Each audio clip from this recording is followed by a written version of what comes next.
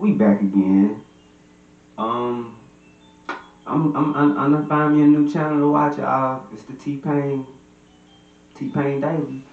He just giving out that game that y'all really need. If you're an artist, if you're an independent artist, and you trying to start your own career, you trying to start your own record label, you try to become a business.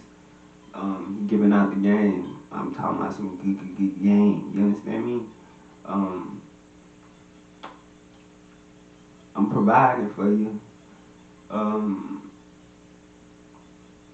Let me see which one I'm gonna go to next. I probably give you the T-Pain lessons from the struggle as a young artist. Cause I feel like we all young artists. You dig? Um, it's about a 20-minute video. You probably split it in half.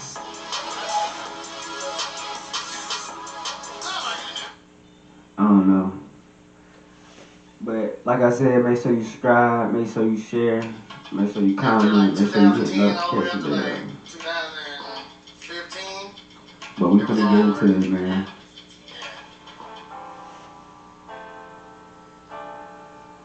Yeah. Between 2010 and 2015, I was straight up not having a good time, bro. That shit was great. What happened during that time?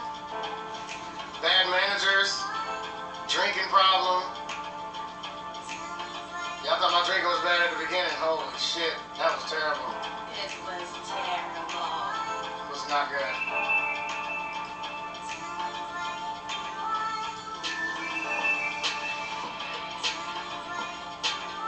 People taking advantage of me, losing money. If you wanted $1 million from me in 2011, all you had to say was, if you was a real nigga, you'd give me $1 million. That's all I wanted to do. I just wanted to be a real nigga for my homies. And make sure my homies was taken care of. And make sure my niggas was eating and all that. So them niggas ain't give a fuck if I died or not. Fuck them niggas. Shit was real, man.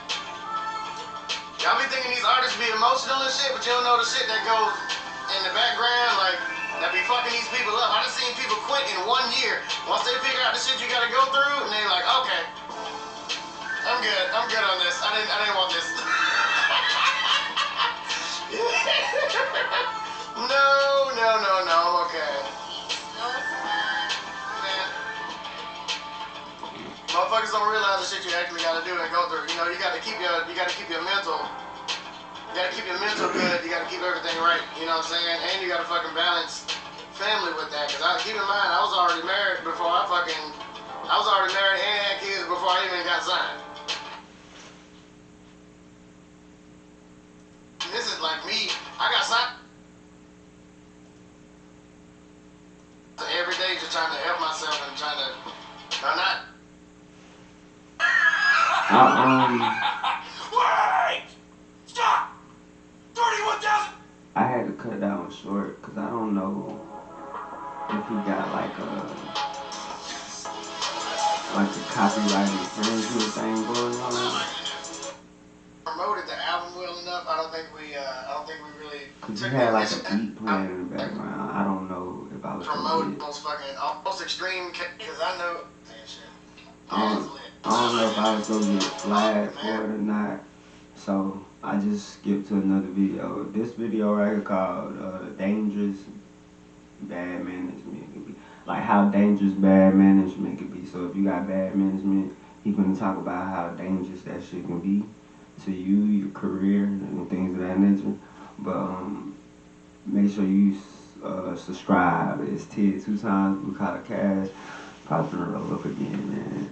I'm probably gonna just let this whole thing rock out with cock out, and you guys, just take a mouthful of it. You did.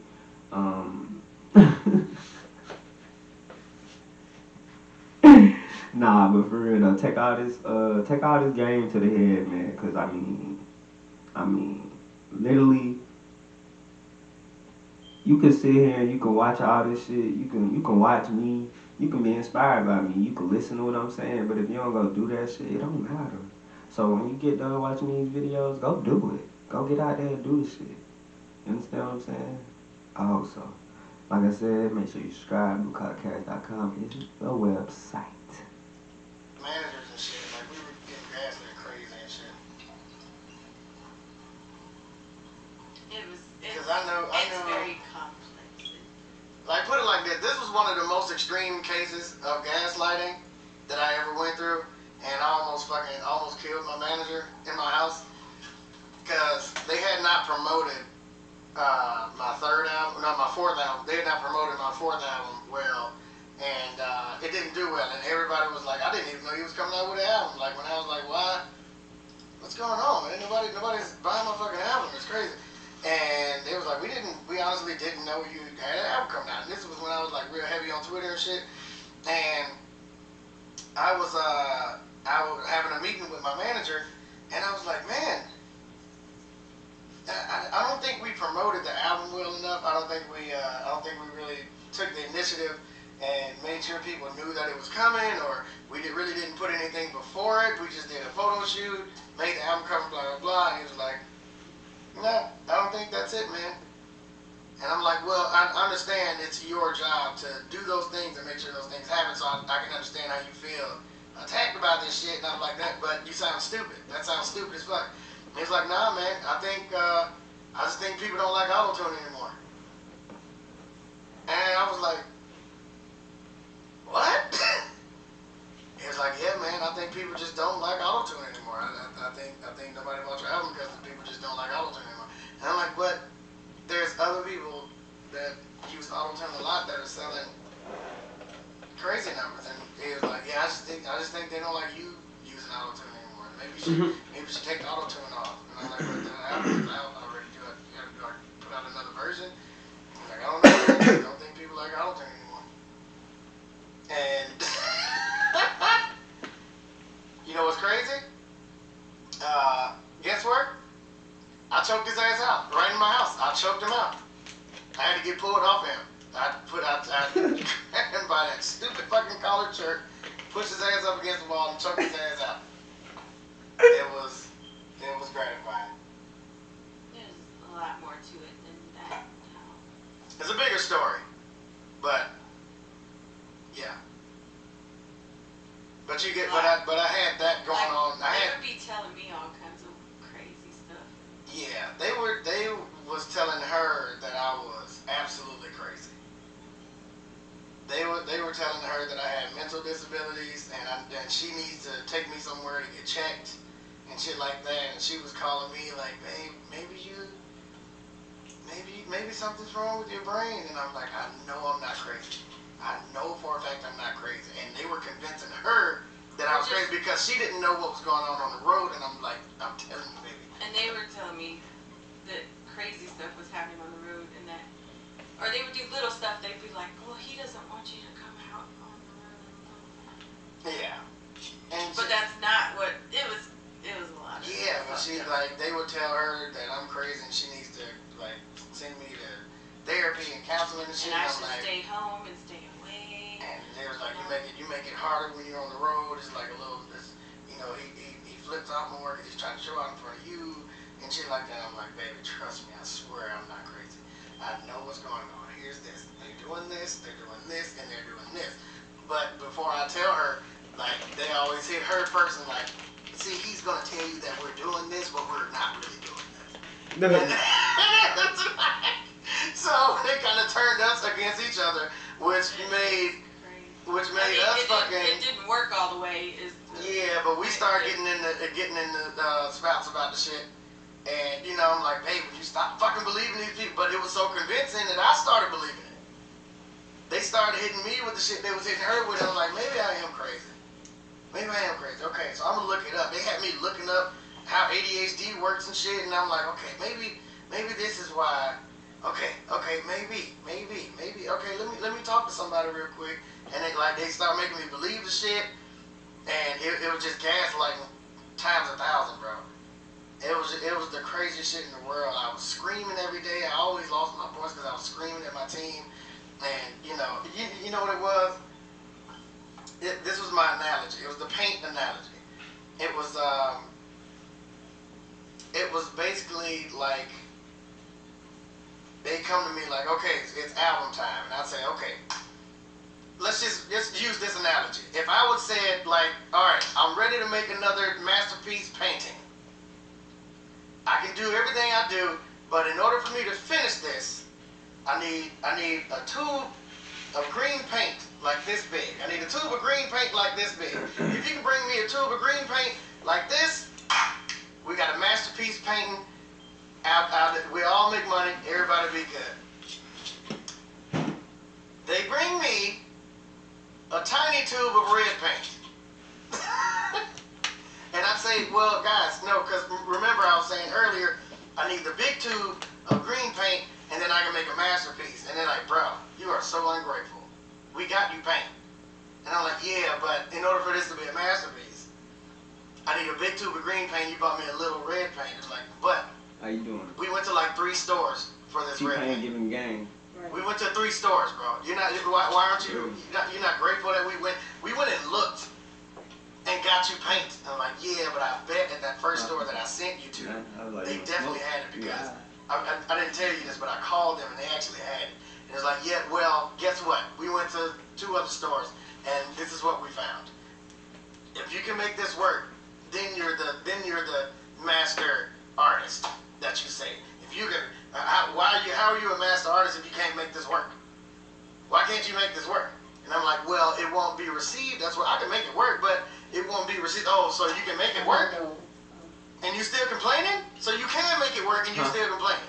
I'm just saying it won't be a masterpiece.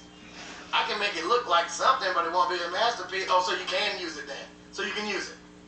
I mean, yeah, I can use it. Okay, well, fucking use it then. No, that's something, nothing. That was my whole career for like 5 years.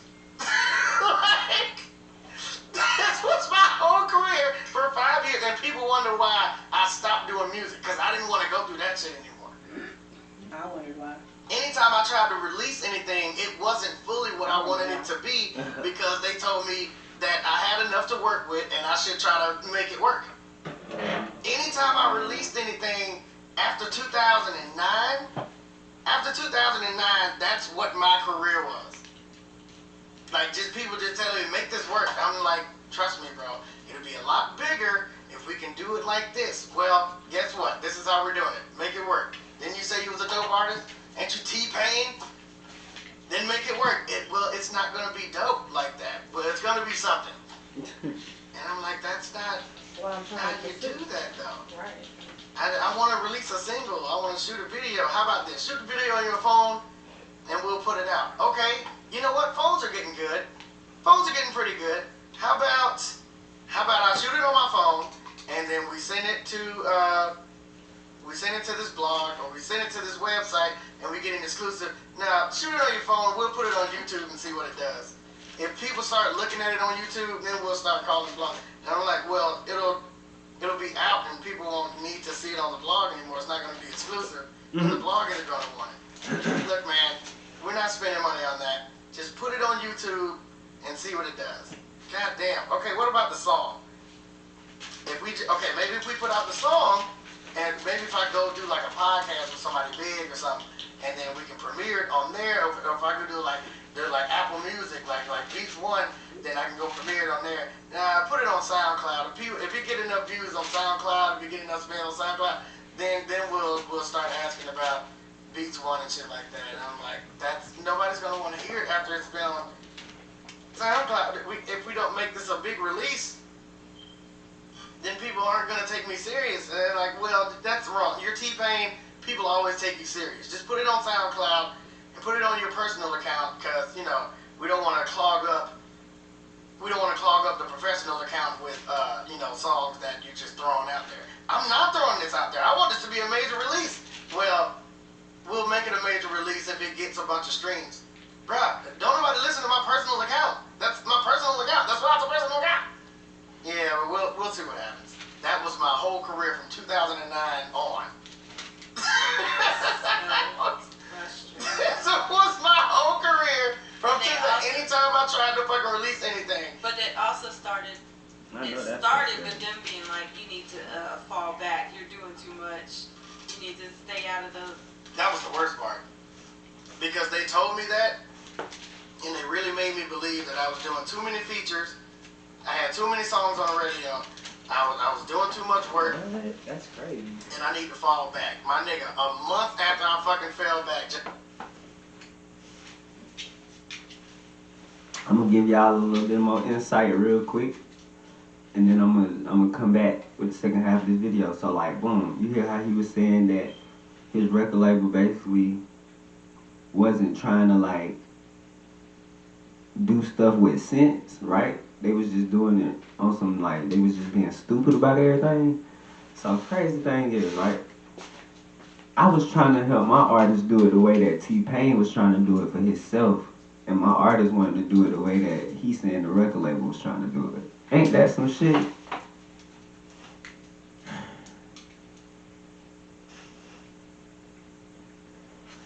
Can't help everybody.